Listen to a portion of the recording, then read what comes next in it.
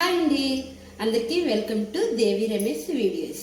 నేను ఈరోజు శనివారము పూజ అయిపోయింది, దీపారాధన కూడా అయిపోయింది. మధ్యాహ్నం లంచ్లోకి పరమాన్నం చేద్దాం అనుకుంటున్నాను. అదే చూడండి, నేనైతే ఈ గ్లాసులు అయితే మా ఇద్దరికైతే సరిపోద్ది.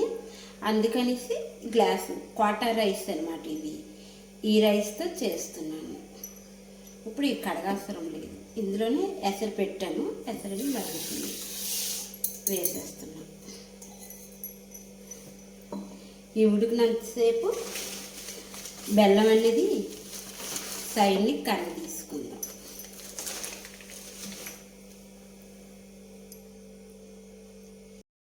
ఈ అన్నం ఉడికేసరికి ఈ బెల్లం అనేది కరగబెట్టుకుందాం.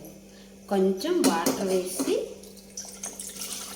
స్టవ్ ఆన్ చేసుకుందాం.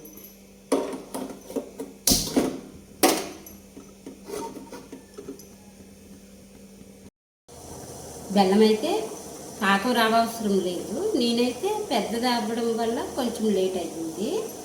దేవుడి మూల కొట్టాను కదా, ఈ కొబ్బరికాయ కూడా చిన్న చిన్న ముక్కలుగా తరిగిస్తాను.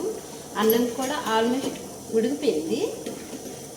ఈ ముక్కలు చేసిన తర్వాత కలుపుతాం. ఇప్పుడు పాలు ప్యాకెట్ కట్ చేసి పాలు వేసుకున్నాం.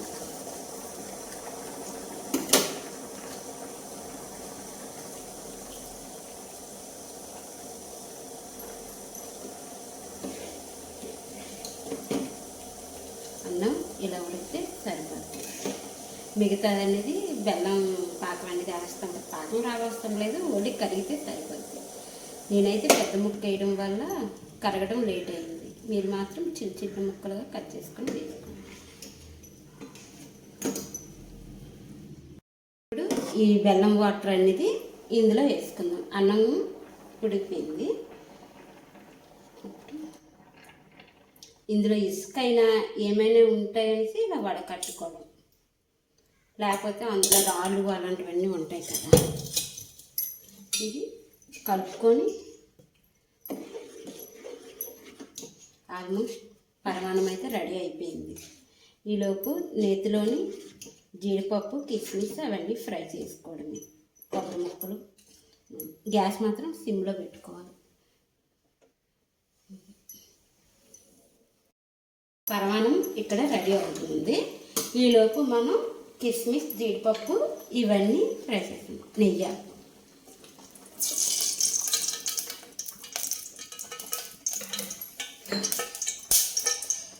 ముందు జీడిపప్పు వేసుకున్నాం. కిస్మిస్ వేస్తే తొందరగా మారిపోతుంది.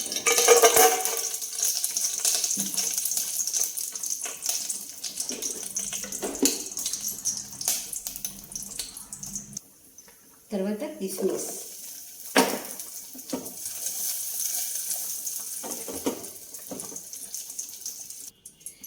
అదే కళాయిలోని కట్ చేసుకున్న కొబ్బరి ముక్కలు వేసుకొని చిన్న పచ్చివాసన పొడి వేసుకున్నాం.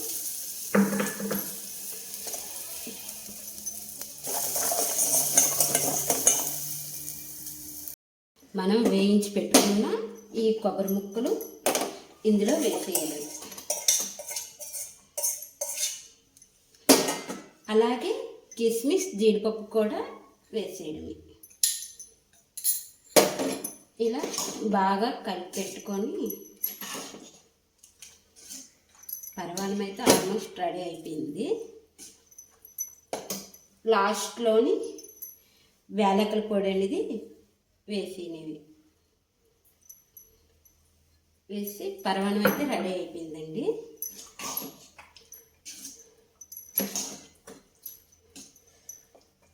దేవుడి మూలలో అనేది కొంచెం పెట్టేసి అప్పుడు మనం ఎలా ఉందో తిని చూద్దాం.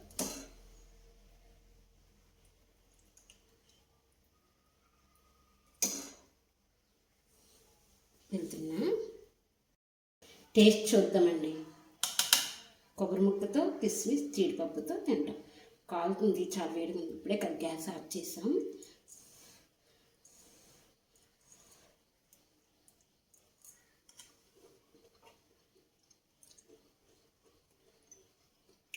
అన్నీ కరెక్ట్గా సరిపోయాయి.